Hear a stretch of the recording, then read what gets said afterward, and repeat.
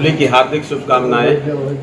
Hindustani Awam Morcha party की तरफ से हमारे नेता श्री जीतन राम मांझी साहब और पार्टी के राष्ट्रीय अध्यक्ष डॉक्टर संतोष कुमार सुमन जी की तरफ से भी पूरे बिहार वासियों और आप सभी मीडिया बंधुओं के साथियों सबको होली की हार्दिक शुभकामनाएं, बधाई।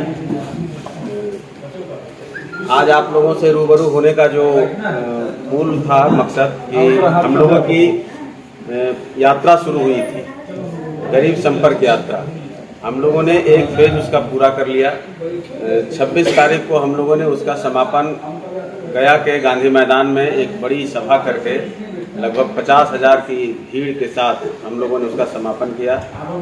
सभा की शुरुआत जो है जेपी साहब के कर्मभूमि नवादा के शेखोदौरा आश्रम से शुरू होकर के पूरे मगध का एक एक ब्लॉक हम लोगों ने टच किया। पहले सत्र का समापन गया में हुआ।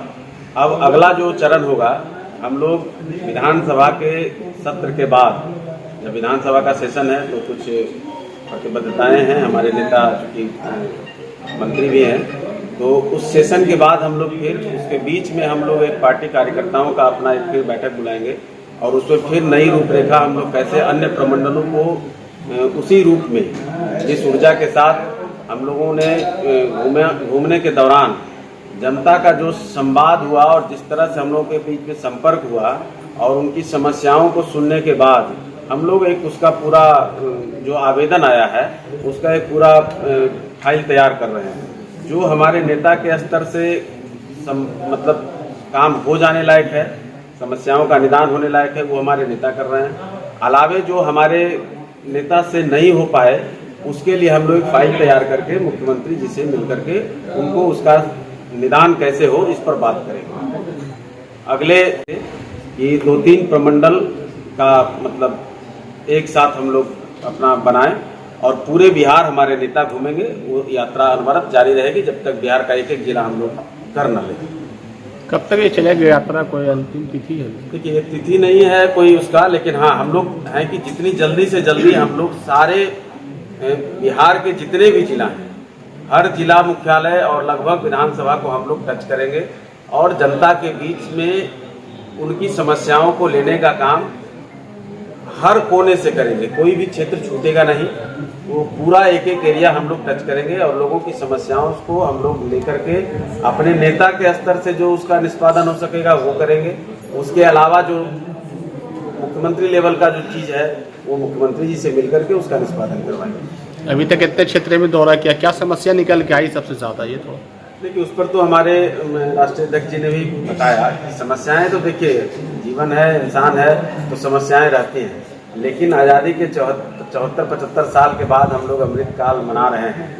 उसके बीच में जो कुछ समस्याएं तो ऐसी आई जिससे कि हम अवाक रह गए।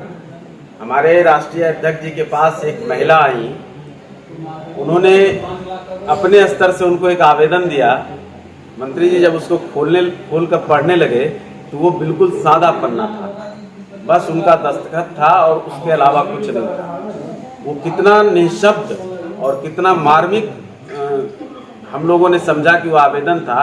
वो सच्चाई आप अगर उससे रूबरू होंगे तो बहुत ही मार्मिक है कि दूर दराज में रहने वाली महिला जिसको कुछ पता नहीं है, उसको अपनी समस्याओं को बताना भी नहीं आता है, जताना भी नहीं आता है।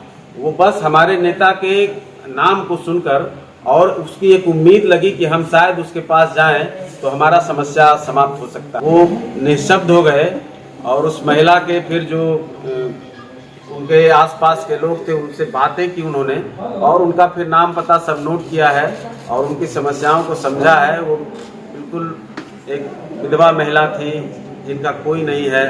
ऐसी आपको समस्याएं जमीन पर जाकर दिखेंगी जो आप प्रेमचंद की कहानियों में पढ़ेंगे, चाहे किसी बड़े उपन्यासकार के कहानियों में पढ़ेंगे, आप उसको महसूस करेंगे अगर जब, तो आपका रोया कांप जाएगा। तो वो तो निश्चित रूप से हम सबों के लिए एक बड़ा चैलेंज है और उस चैलेंज को मंत्री जी ने, हमारे राष्ट्रीय अध्यक्ष डॉक्टर संतोष कुमार सुमन जी ने एक्सेप्ट किया है कि हम उनके लिए आवाज़ बनेंगे जिनके लिए कोई आवाज़ नहीं, जिनके मुंह में भी आवाज़ नहीं है, जो निःशब्द हैं, जिनको पता नहीं कि हम कहाँ पर क्या बताएं और कहाँ पर क्या कहें, किसके पास जाएं, उनको नहीं मालूम।